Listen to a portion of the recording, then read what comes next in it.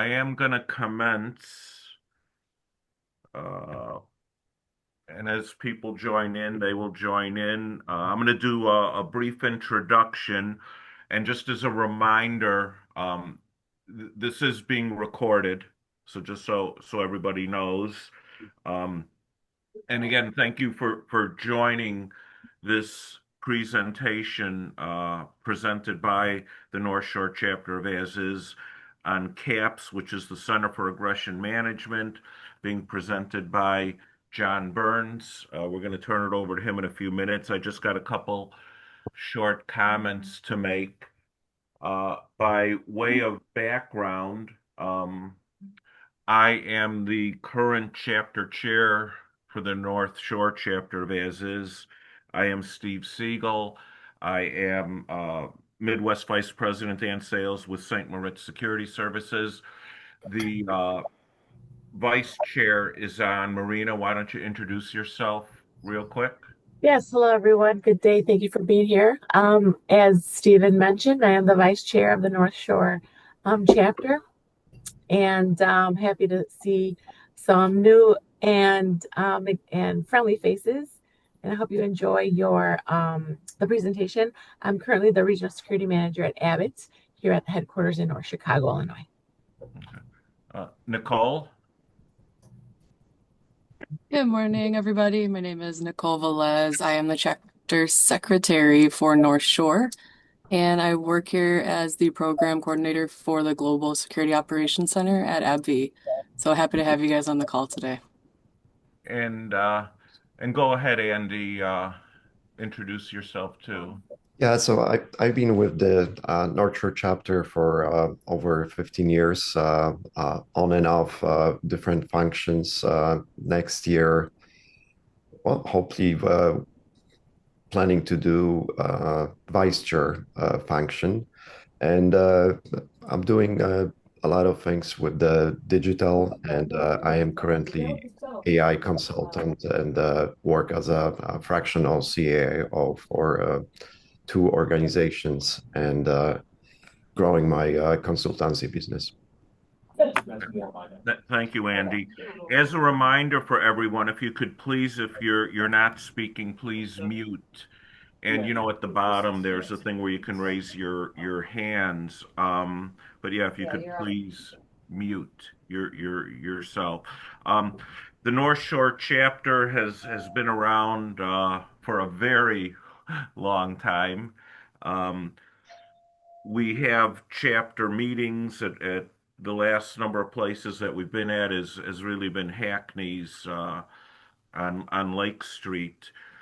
This is our first virtual meeting, and it's so nice to see I guess we're pushing 100 participants in this meeting. So thank you all. We're always looking for people to join the chapter and more importantly, for people to participate in the chapter. So if you're interested in joining, if you're interested in participating, you can reach out to me or Nicole or Marina or Andy. Thank you. Our next meeting is going to be September 18th.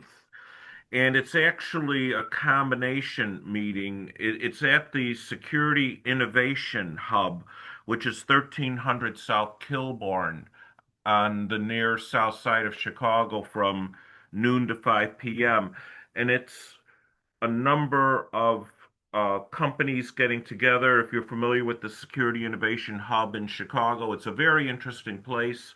I would suggest you get there. You'll be getting more information about that in a little bit. Is Assam or Mike, are you guys on from the hub? Nope. Okay. Um, as a follow-up for today's meeting, we're also going to be doing an actual training session. John Byrnes is actually going to do an actual training session on November 12th, and that is going to be virtual 3 hours. I think we've looked at a start time of 9 a.m. for this, and it's only $45, which is actually a great deal. So just if you want to make a note, and I'm sure John will reference that at the end. John is going to do his presentation. Hopefully you can stay on. This is being recorded, so we can get it to you if you want to see it. My assumption is it's also going to be on the chapter website. And we're John's going to do his presentation. There'll be Q&A, and then we'll just come back and I'll close it out. Basically, just say thank you. So, with that, um, I'm going to give this little brief bio on John. John Byrnes is a nationally recognized leader in workplace violence prevention and the founder of the Center for Aggression Management, which he established in 1993. Dr. Byrnes developed the CAPS program, the first scientifically reliable method to prevent violence by identifying the earliest observable precursors to aggressive incidents of violence, sexual harassment, abuse, bullying, and discrimination. Just as a side note, when he did the presentation for me about 6 weeks ago, I came in with all these things about what I thought, what I thought, what I thought. And what was nice was I learned so much things that were new and different. So I hope everybody has an open mind. I know everybody is here for a reason. John has trained professionals in corporate, government, healthcare, and education sectors. He's the author of four books. He has spoken at the GSX, the ASIS GSX, and many regional chapters. He's been featured in USA Today, the Wall Street Journal, the Tribune, Risk Management, a number of other magazines and radios. He provides through CAPS HR and security professionals with the tools to move beyond reaction to reliably prevent violence, protect people, and foster safer, more respectful workplaces while saving employers enormous amounts of money. Something very important. And on the personal side, I would like to thank John for his service to the Navy. My dad was a World War II Navy veteran. He was in a MASH units going from island to island. And the only time we talked about his service, because he wouldn't, was when the movie came out, MASH, and he said it was actually very accurate. Except they had a captain that was always getting them out of trouble, where in MASH it was a colonel, but they had a captain. So John was on the first nuclear-powered submarine, the USS Nautilus. So again, thank you for your service. And with that, we will turn it over to John. Wonderful. Well, first and foremost, Steve, thank you very much and your board for this invitation. I look forward to sharing with you all what I have. As Steve pointed out, I'm a very proud veteran of on the first nuclear-powered submarine. Many of my friends say I glow at night. It was a lot of new stuff in those days. What I'm going to start with is that I'm going to tell you something that on its face may sound a bit absurd. I'm going to tell you that I have something that I'm going to share with you today that literally nobody else has. Now, that may sound absurd because with all the bright people on the planet, how could that possibly be? Well, during this journey we're going to take together, I'm going to share with you what it is that we have, why it's so unique, and how and why it works. And as Steve has pointed out, and Andy, we're going to be putting on a workshop here in November. And if you should decide to join us, then not only will you get an opportunity, I'll be doing the same presentation again, so you'll be able to share this with others, human resources and security that are part of your decision chain. But also, I'll do a demonstration, and I'll a week before offer you an app that you can actually work with, play with, and see how it can work. So let's get started.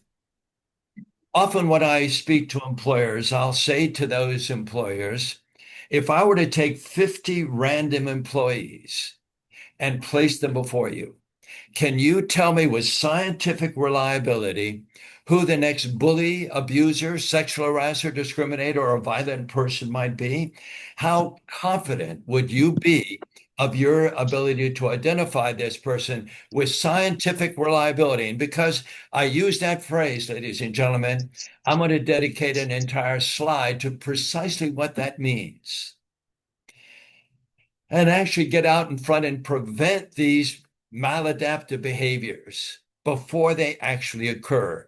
Well, I'm going to demonstrate to you how you can actually do that. So how do we do that? Well, the FBI, as I'm sure you're aware, has been for years saying that they can get out in front and prevent violence. How? By identifying someone on the path to violence.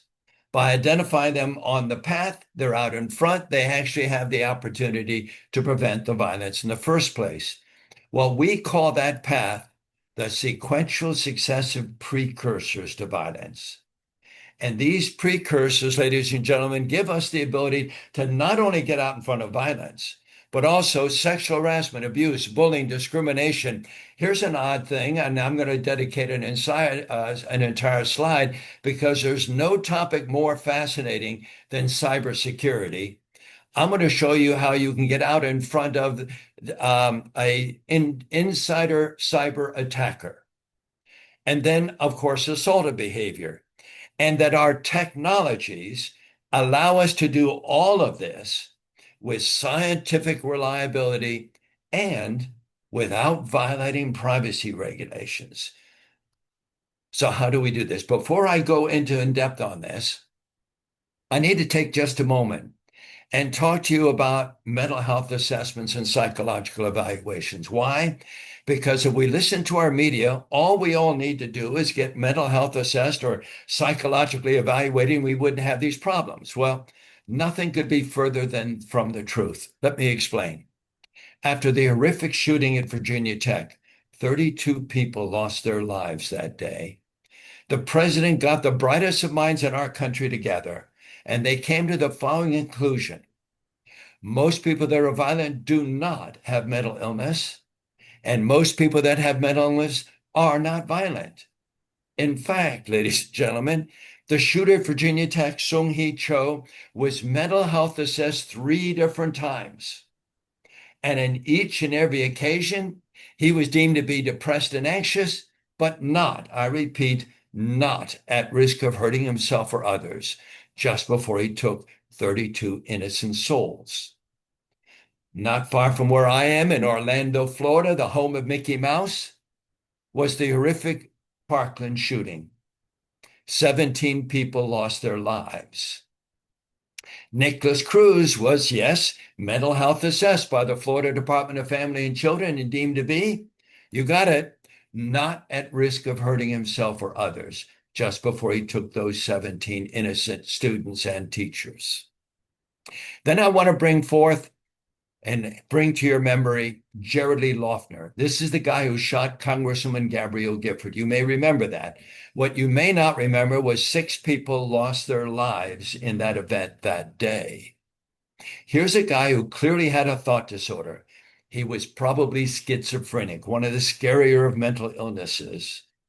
But ladies and gentlemen, we know that of all schizophrenics, 0.2%, that's not 0.2, that's 0.2% of schizophrenics have murdered another human being. So how do you get from 0.2% to this is your next shooter? You can't. That's the problem. Now, there are 4 different systems out there that claim to be threat assessment systems. They all use mental health or psychological evaluations that are interchangeable. 3 of these were developed by one man who used to work for me.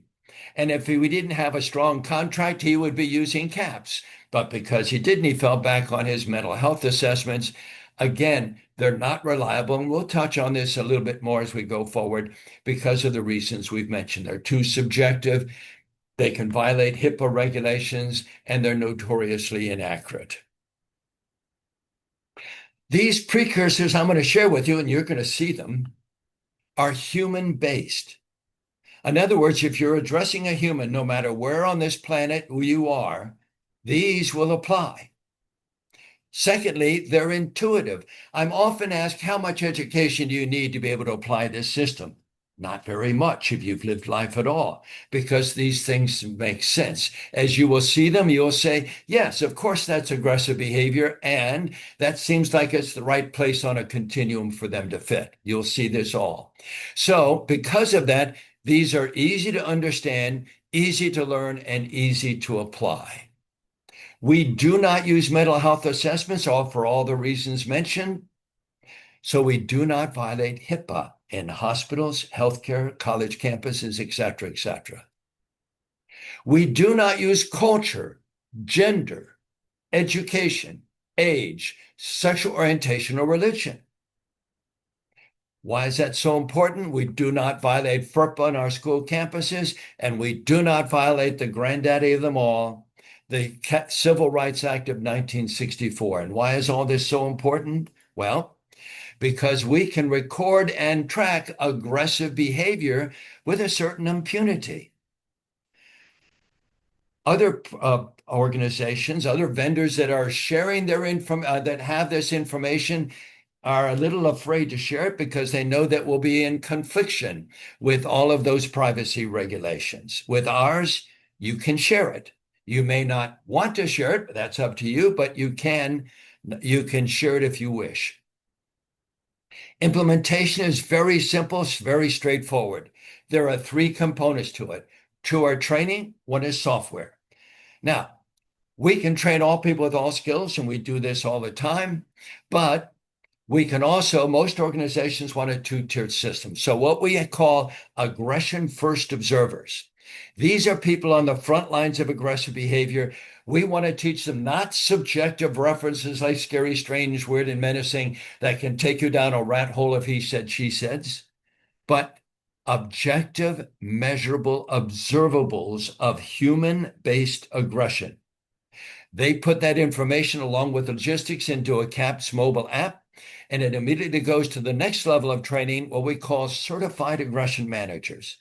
These individuals are people that are trained to engage, diffuse, and most importantly, redirect. And I'll go into more detail about that because that's an important component of our system. They're going to redirect these individuals. And all of this is tied together in a nice bow with what we call the meter of emerging aggression. It's a central analysis tool that enables you to record, track all of this over time and space without, once again, violating HIPAA, FERPA, the Civil Rights Act. And we do this through a CAPS mobile app and dashboard. So this, you'll see that this is science-based, it's forensically recording and longitudinally tracking over time. So what was it that we discovered 30 years ago? See all this gray hair? I've earned it. So what did we discover 30 years ago? We discovered there were two kinds of aggressive behavior. One we call primal, the other we call cognitive. Both will make good sense to you. Primal aggression is built on the I went backwards instead of forward. Primal aggression is built on the primal instincts of fight or flight.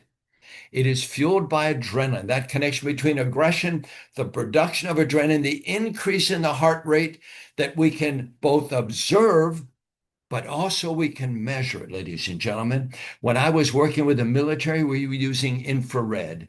And if we can get a square inch of skin, we could identify a person's pulse rate remotely and watch it go up and down based on the stimuli. This is hard science. But because it's based upon adrenaline, i.e. the adrenaline rush, doesn't this represent someone losing control? So what would we expect to see in the extreme? We'd expect to see what we'd like to call the red-faced, ready-to-explode guy. This is what most people see as aggressive behavior. So if this represents someone losing control, what about conscious, deliberate aggression? It doesn't fit. So we searched the universe, came upon a professor in Austria. He developed this thing called a conflict model. It was academic, it was convoluted, but was well-researched, peer-reviewed. So we took it, simplified it, and we call it cognitive aggression. It is conscious, deliberate aggression, or non-conscious in that someone repeats it so often that they no longer give it a lot of thought and they become a vicious person. We know people like that. This is built upon intent, the intent to do harm to another individual. It is sometimes referred to as hostile intent or malicious intent or malintent for short, but it represents the intention to harm another individual. So we ask the very simple question, what is your intent with this person or persons? Is it in your interest and theirs, therefore a win-win as it ought to be? Or is it in your interest and to their detriment? In other words, you're going to victimize this person. You're becoming a victimizer. And 30 years ago, that word wasn't even in Webster's dictionary. We had to create it. And incidentally, we started to record and track all of this aggressive, all of this language and copyright and trademark it all. So today we have a wonderful thing called intellectual property. And although the ownership is nice, the most important element is for anyone else to be anywhere near where we are, they have to step on our language. Nobody is doing that. Nobody is anywhere near where we are. So we're asking for victimizers. That I'm going to show you the detailed continuum. We're going to see it from beginning to end. But the first grouping are the victimizers. Often, this is a personality trait. These individuals often don't see themselves as their aggressors, but they're creating victims. So they are aggressors, aren't they? Let's take as an example the inconsiderate person. Doesn't see themselves as an aggressor, but they're creating victims. So they are aggressors. These are way below the radar. So our ability to identify these individuals up front, you're going to see repeatedly that it brings us a value that we can apply many times over. So the next level is the predators. They want what you have, but they don't want to give you value for it. So they're going to try to connive it out of you, or they're going to try to steal it from you. That's called criminal intent. The highest level of cognitive aggression, the 9th-stage cognitive aggressor, is the perpetrator of murder, suicide, or terrorist. Or in our world where veterans are committing suicide, the person who's prepared to commit suicide. What are we looking at? Let me introduce you to Zachariah Moussaoui, often known as the 20th hijacker. And you look at these two facial expressions, you can see they're quite different, aren't they? The sad fact is that most security and law enforcement see the guy at the top as their most lethal guy, but the guy at the bottom is far, far more lethal. Some of you will recognize that. So what does it mean? What we've come to realize is that no matter what your culture, gender, education, age, sexual orientation, religion, if you're a human being and you rise to the intention, that's not motive, intention, where you're prepared to give up your life for a cause, your body responds to that intention. There's nothing you can do about it. It responds to that intention by losing animation. In essence, the body says, I'm dead, and it takes on that look. What the military refer to as a 1,000-yard stare. Others call it dead eyes or loss of affect. But the bottom line is, it's not just facial expression, it's the whole body language and behavior take on this look. The Israelis call it the walking dead. Why is this so important to understand? Because, ladies and gentlemen, there's a phrase called the moment of commitment.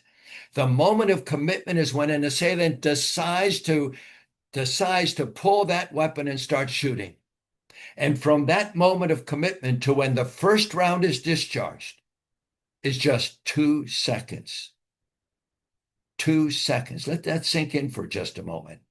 No security, no law enforcement, no matter how well trained or equipped, can reliably be on scene in 2 seconds. I spoke to the director of NASRO, the National Association of School Resource Officers. I asked, can you with any reliability tell me your SROs can be on scene in 2 seconds? He said, absolutely not. To which he invited me to his next conference. And ladies and gentlemen, we had to force SROs out of that room because the room could not contain the number of SROs that wanted to be in that room. A sad state of affairs. So why is this so important?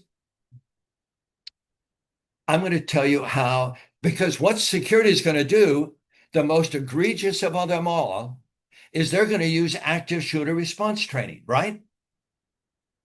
Active shooter response training represents, doesn't it presuppose a shooter in your workplace already killing your employees? Ladies and gentlemen, I understand that, but with all due respect, it's unacceptable to me, because I'm going to share with you how you get out in front of that horrific moment of commitment. How? Because you have first observers in your parking lots, your parking garages. You have them as your receptionists. If you have a hospital, they're in that information desk that everybody has to walk by. They are your receptionists. They're the money people that take your money. They see it all the time.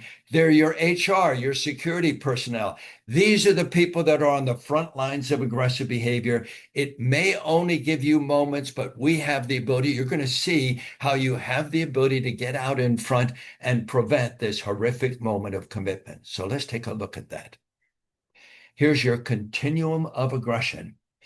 The primal aggression continuum here on the right, cognitive aggression on the left. Incidentally, when we put these two together, suddenly all of the body language and behavior that we've known about since the beginning of human history fell into place and became empirical. This gave us the ability to ultimately take it to Eastern Kentucky University, where we got it validated as reliable. And again, I'm going to go into more detail about that in the future as we go through this presentation. But let's start here at the very beginning. On the right side with primal aggression, we have the trigger phase. These are little explosions that go off in our heads. We all experience them. Like you get up late for work. Now you go in for coffee and breakfast. There is none. Now your stomach is grumbling. You get 3/4 down the driveway when you realize it's garbage day and you forgot the garbage.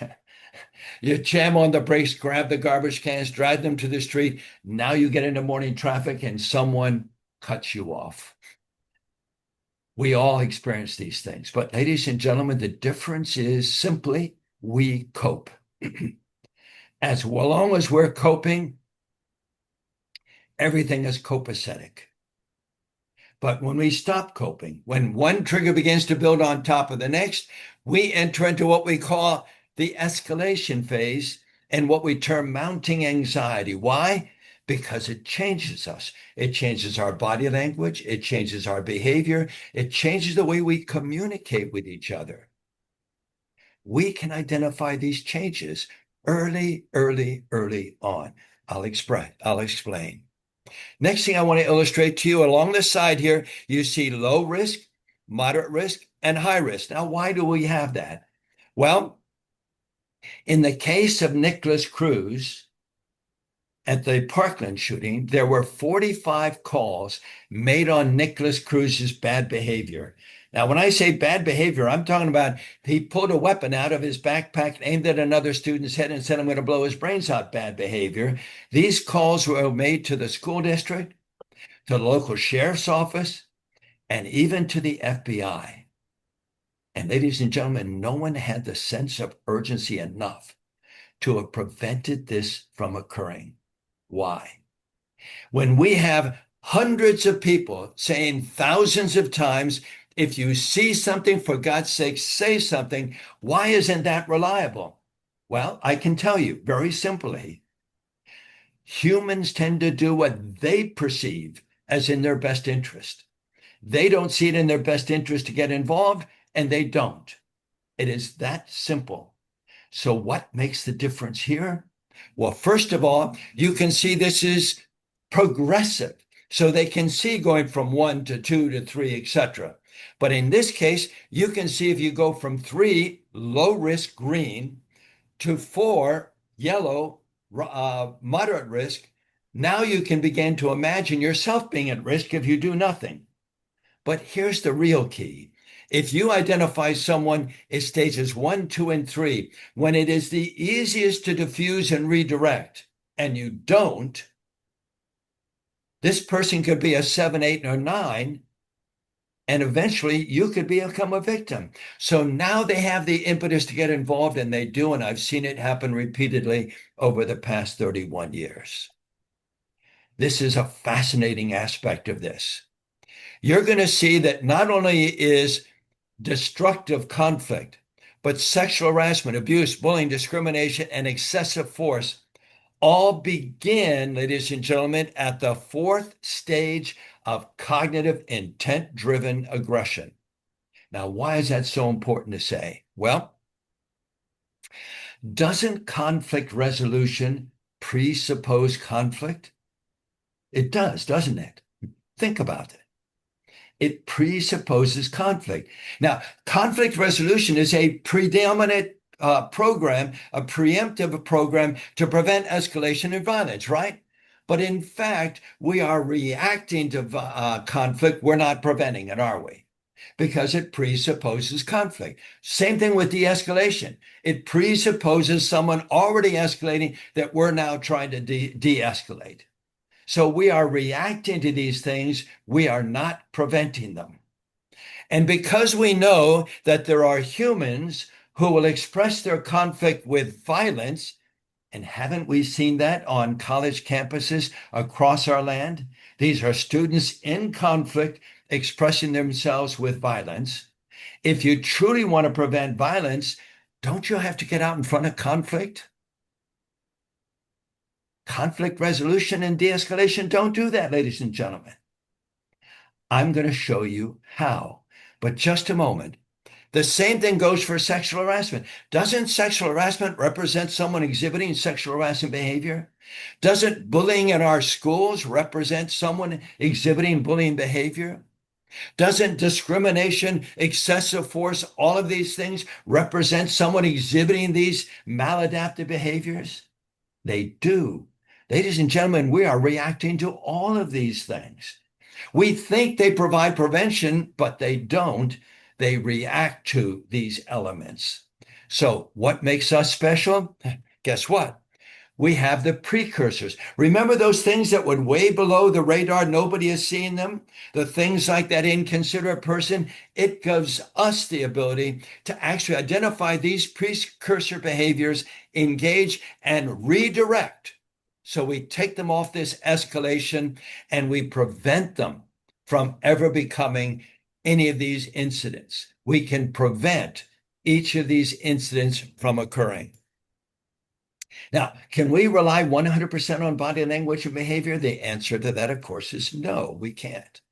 So we develop what we call the judicious interview.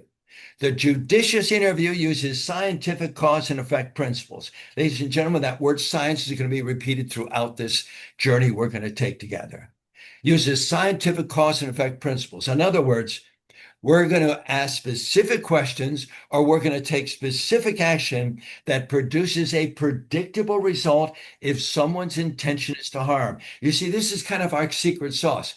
Other organizations have kind of primal aggression. They're kind of floating out there. They're not as well organized, but no one has this cognitive aggression. So our ability to not only that someone realize that someone is aggressing with the intent to do harm to another individual, but at what stage or level they are, so we can apply the corresponding skill sets to maximize our result without ever being declared as excessive force. Why? Because we're staying within the system as it is applied. The judicious interview. Now, let's go to the crisis phase. Now we're escalating up. What do we expect to see in the extreme? We expect to see someone on the primal aggression side spiraling out of control into panic and/or rage. Can this person be lethal? Of course. But typically, this is not premeditated. This is the kind of thing where the spouse comes home early, finds their spouse in bed with their best friend, and the weapon is right there, and they shoot and kill both people. It is not typically premeditated. But before we get to the cognitive side, I want to talk just a moment about executive protection. After the shooting of Brian Thompson in New York City and the culture that is building for the assailant, for the assassin, I've had the honor of working with real legends in this industry of executive protection. And that's why they hired me to come in and train their people. And people like Bob Dugan of ESI fame, Executive Security International, hired me over a 5-year period to train his people. Why?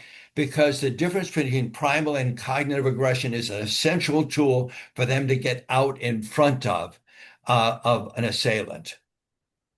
So let's talk about cognitive aggression, intent-driven aggression. These individuals become tactical. Now, if you're former military law enforcement, you tend to think tactical is well thought of, and it can be, but that's different than our context here. Here, a tactical means you've identified your target and you're committed to the destruction of that target, and that causes you to exhibit body language behavior that we can identify, and we can identify it early, early, early on. At the ninth stage, we'll start at the top. The perpetrator of murder, suicide, or terrorist, this is someone whose goal it is to give up their life for a cause, and their body language and behavior, as we've shown, reflect that intention. This is what makes them so lethal, because we know that aggressors must disconnect from their victim in order to attack them. They have to disconnect, depersonalize, turn this person into an object. But this person goes a step further. They disconnect from their own well-being to the point where they find a profound calm. This is why these people are so lethal. This is why terrorists can blow themselves up with their own children in the back seat. Something is a complete antithesis to the way we think in our culture. So the eighth level, I often tell people, incidentally, in security and law enforcement, you do not want to approach a ninth stage cognitive aggressor in uniform. Why? Because there's a high probability they'll instantly start shooting. If they have explosives, they'll push or let loose of that button, which will explode and kill everybody in the blast range. The eighth level is the murderer or combatant in a military sense, who's prepared to give up their life for a cause, but intend to survive. In the case of the combatant, to kill more of you tomorrow. This changes your behavior. We can identify those changes. At the seventh level, we have what we like to call the complicit tactician. Completely complicit with the eighth and ninth level. This is a person who wants certain people to die, but they're not going to kill them, nor are they actually going to put themselves that much at risk. Why? Because they're going to inspire other people to do this. This is like the late Osama bin Laden or the terrorist handler or a gang leader. These are the people who are in control that are inspiring other people to do so. Or locally, it could be the accomplice who's helping with logistics. Each is a precursor to the next. Each enable you to get out in front of the next. But here's the key. We have a sixth, a fifth, a fourth, a third, a second, a first, and a zero baseline. And no matter where you are on this planet, we're now looking for aggression deviations from that baseline, all founded in science.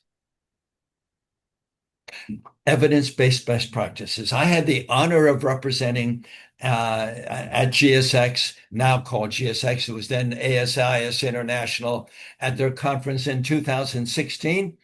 Also back in the early 2000s, but in 2016, afterwards, I had hordes of directors of security, vice presidents of security, and CEOs of guard companies come up to me and tell me, John, the most daunting day of the year for me is when I have to go before the CEO, or worse yet, CFO, and convince that person that the money being spent on me and my team is worthwhile.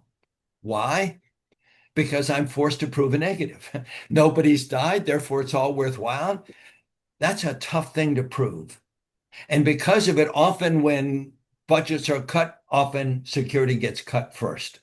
So how can we prevent that? How can we create evidence-based best practices with CAPS? Here's how. We have Johnny. Johnny is an aggressor. One of our first observers identifies Johnny at stage 3. Then another one identifies Johnny at stage 4. What do we have now? Remember, this is progressive. We have a trend. Then another identifies Johnny at stage 5. What do we have? We have someone on the path. Now, does it mean they're going to be violent today or tomorrow? Not necessarily. But what we're going to do is we're going to engage with Johnny. The sense of urgency to engage with Johnny, not an hour from now, not tomorrow, right now, because Johnny's on the path. So now we're going to engage with Johnny. What are we going to do? We're going to diffuse and redirect. Now, let me explain that for a moment. Our certified aggression managers are trained to convince Johnny that this is not only is he being an aggressor, but look at the path that he's on, that this path has consequences. And these consequences, he's not going to like these consequences. What does that mean?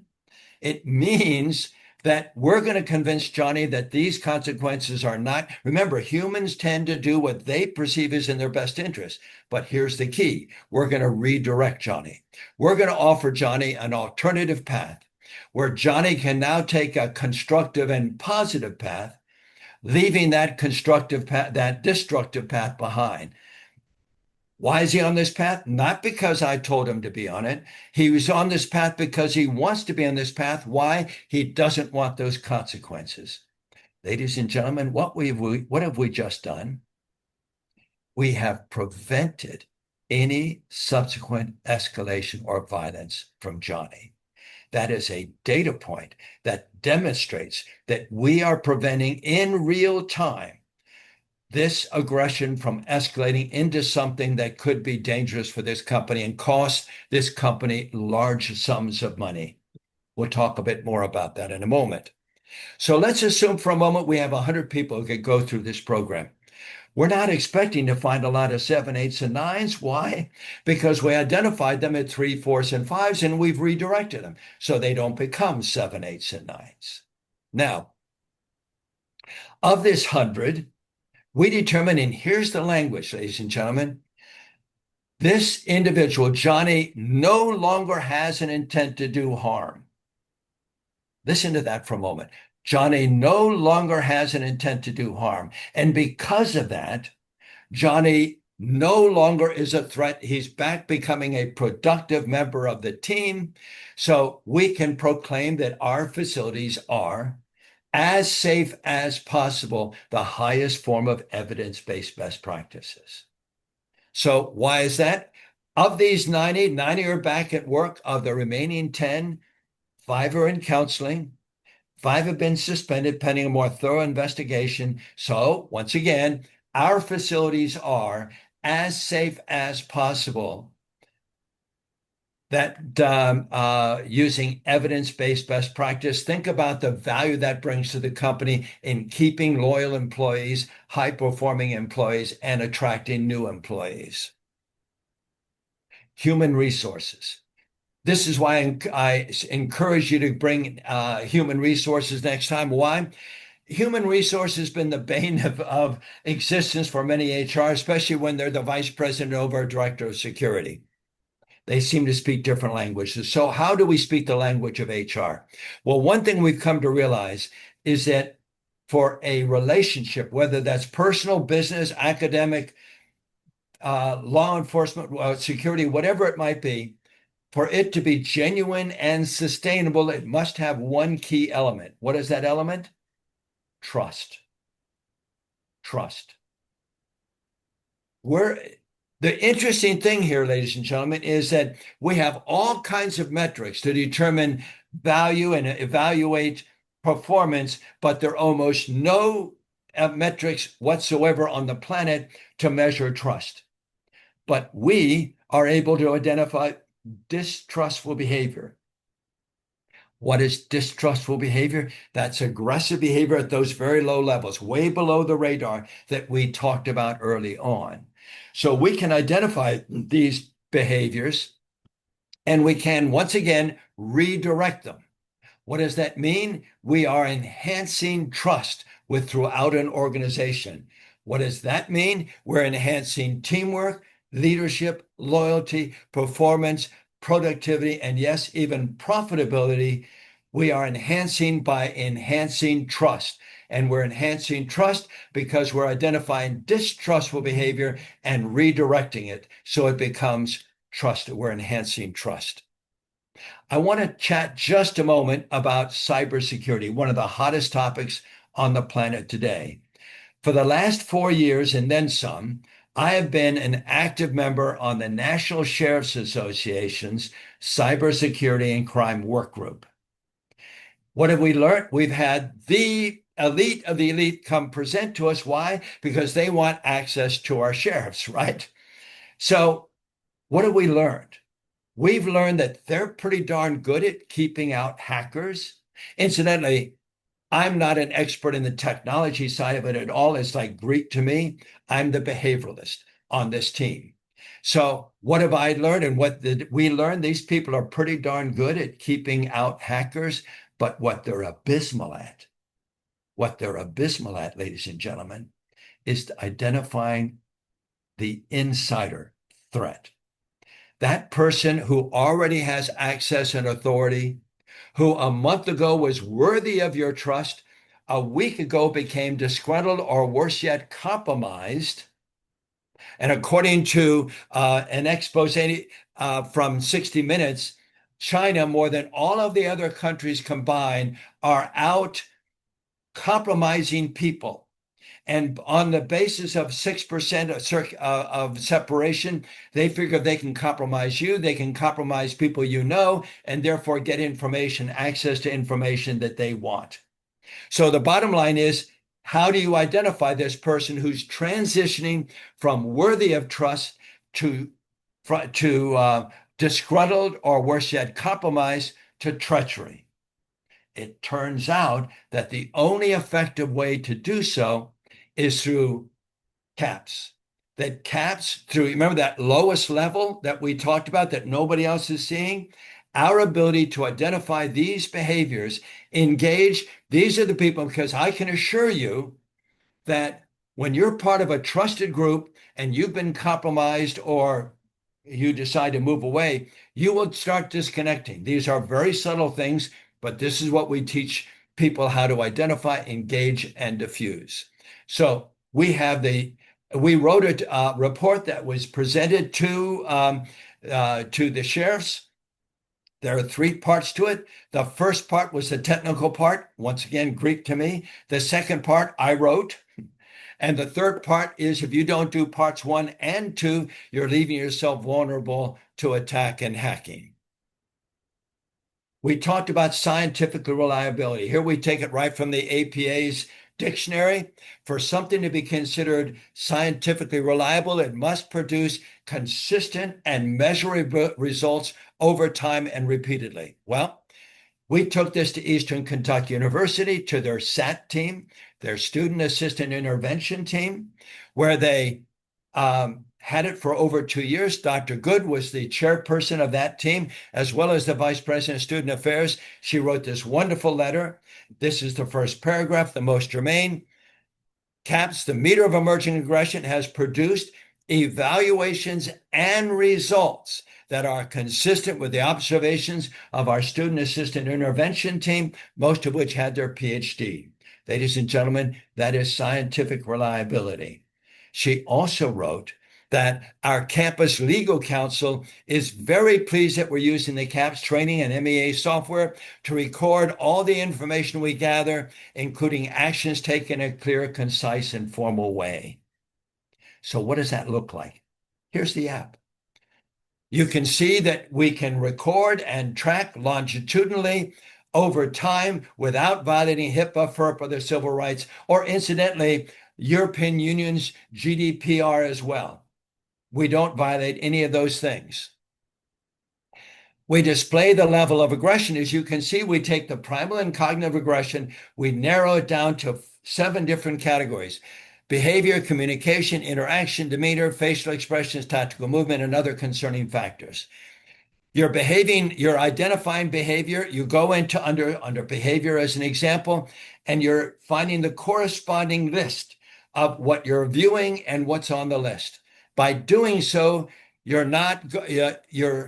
identifying something that is scientifically reliable and it does not violate HIPAA, FERPA, the Civil Rights Act. This makes it a lot easier for you to apply it.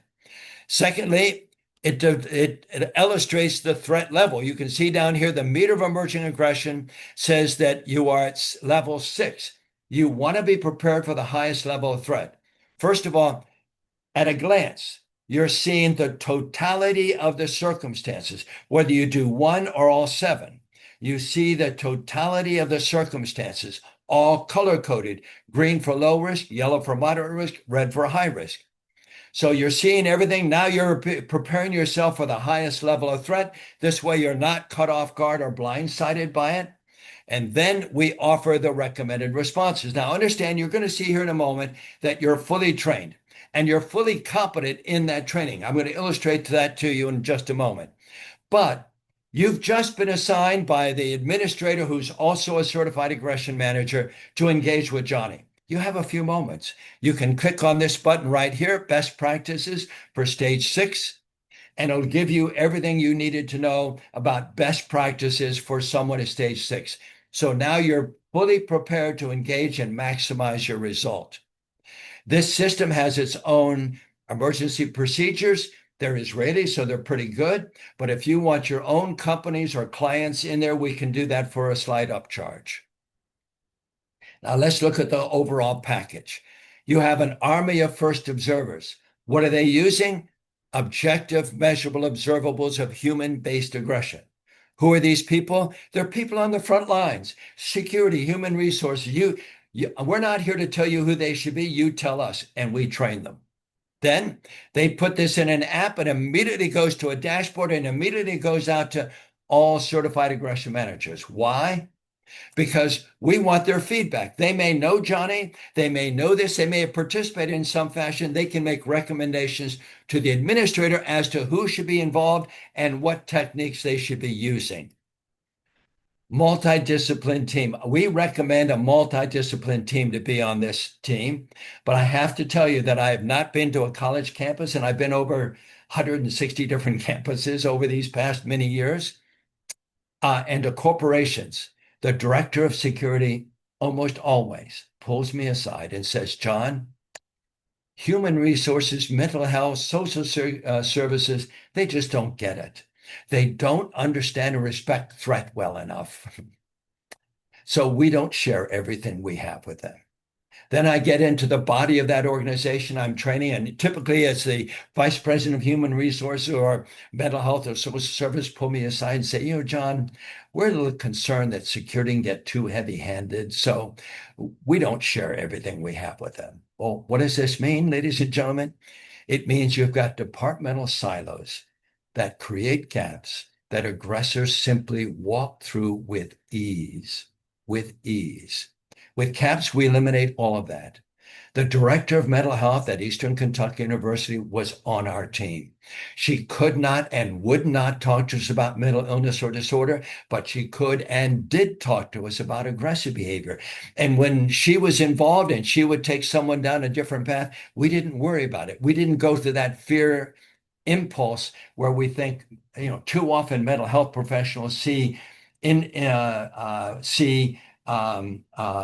mental illness as a threat, and they bring that component in. Here's someone fully trained as a certified aggression manager. We know that they have, and they know when to call us in. So on corporations, they call these threat assessment teams. College campuses, they often call them behavioral intervention team. But ladies and gentlemen, we don't care what you call them. You tell us who you want, and we train them. So you're then invited to engage with Johnny, and what do? You're going to diffuse, redirect, and conduct a judicious interview. What are you going to do then? You're going to report. What did I see? How did I respond? What was the result? Ladies and gentlemen, this is a scientific process. Now, one case does not make validation. Well, that's what we call them, cases. But 50 cases, 500 cases, 5,000, you're building a validation that will withstand any kind of scrutiny. So these are all illustrated. The app is on a phone or an iPad, etc. The CAPS dashboard, just to give you a quick look at it, you have everyone that's getting training goes in as a first observer initially. That is a half-day online training. And thereby they get to have and we assess them. This is instructional design, adult learning. You're assessed all the way along, and then you have a final assessment where you need to pass by 80%.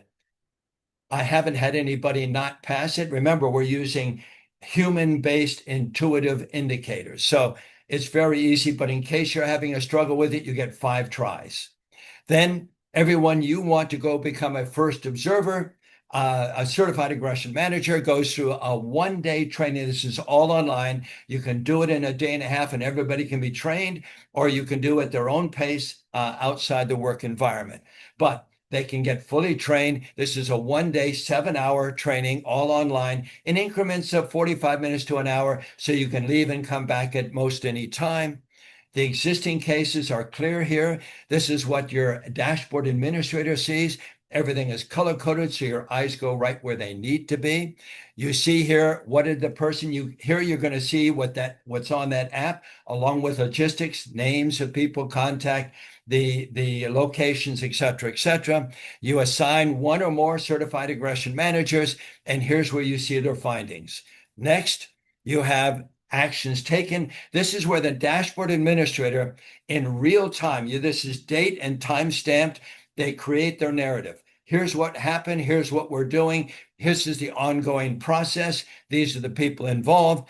And if we need to do follow-up, let's say, Andy, I ask you 2 weeks from now to engage with Johnny. You get an alert with all the details. So this is a fully forensic system.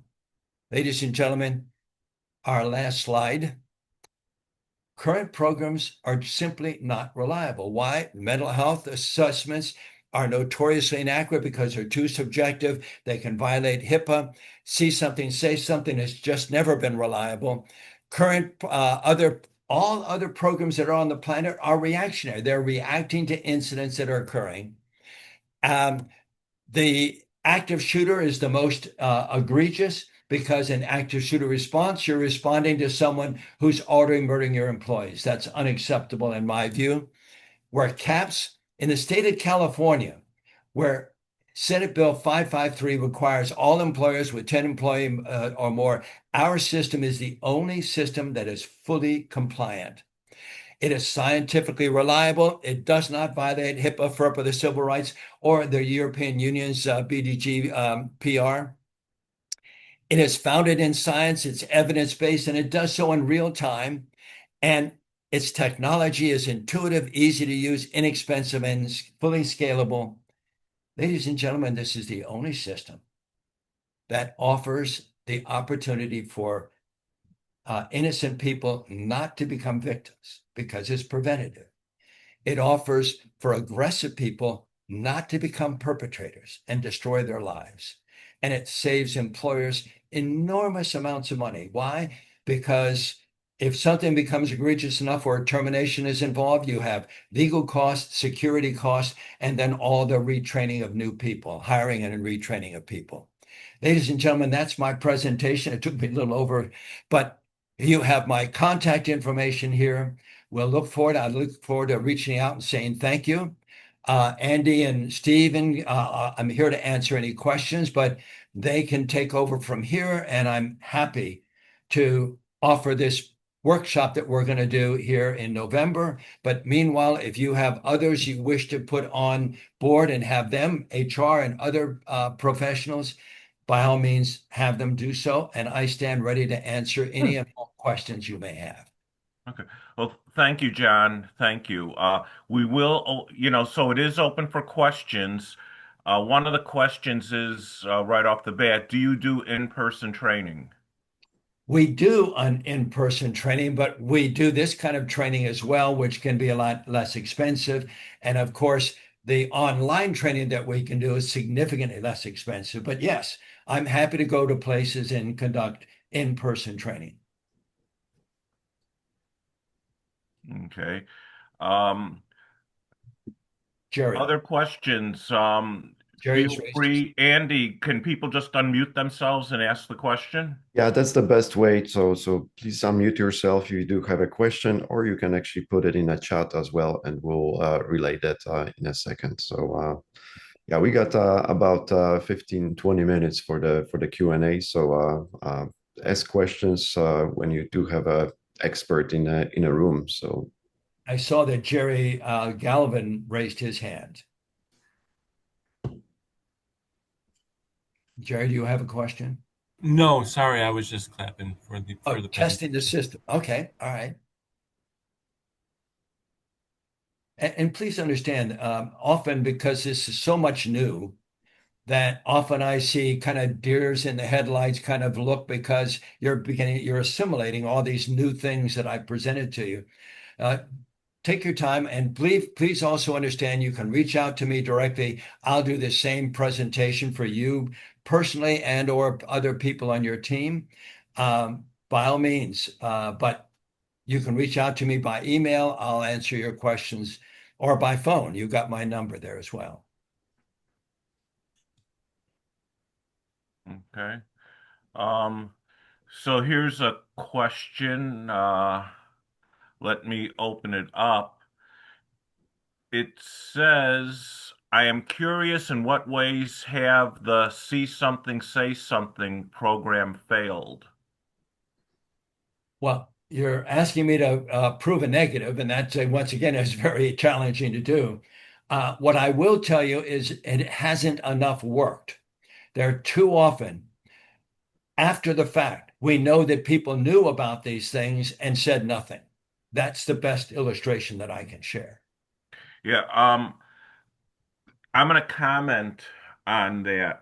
When you talk about people who commit violence, they always say the weakest links are the people, or not the weakest links, but the people who are closest to that individual doesn't want to say anything because they don't want to hurt that person.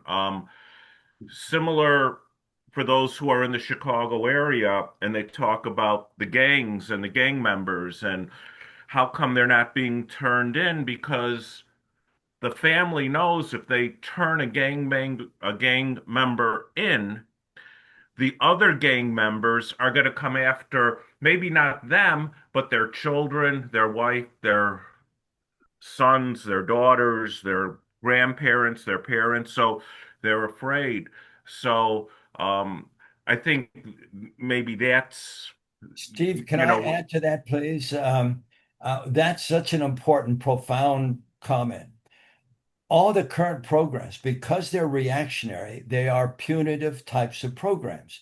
They are designed to identify an offender and punish that offender. So, what does that mean? One of the reasons why see something, say something is not working is that people realize that once that person is punished, who's the first person they're going to be looking to once they're punished? They're going to be looking for you. So that even deters their use of see something, say something. Our system, contrary to that, our system is rehabilitative. It is designed to identify the precursors to these incidents, which enable you to get out in front and prevent it from occurring. And I would believe that this person will now be thanking you because you helped them avoid all of those consequences. uh, what do you think scientifically reliable or science-based actually means? What it means, well, in the case of Eastern Kentucky University, over a 2 year period that they had this in place, their SAT team, as I said, most have their PhD, were observing behaviors that understand that our meter of emergent aggression tells you that yes, someone is being aggressive and at what stage or level they are. So you can apply the corresponding skill sets to maximize your result.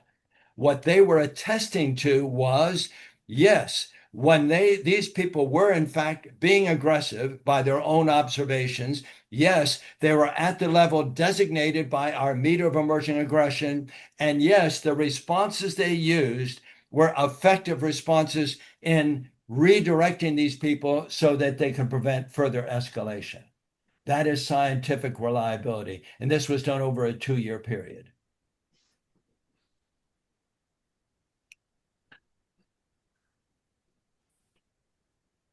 Okay,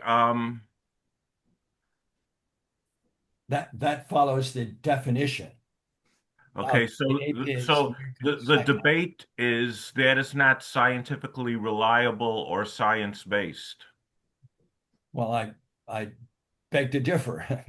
The reality is, if you're, and again, what we did here was we took people over a 2-year period, and the people who were trained to engage and diffuse said that what they observed was in fact the evaluations given by the level of aggression and thereby the response that they gave, also the response, were consistent with what the meter was telling them.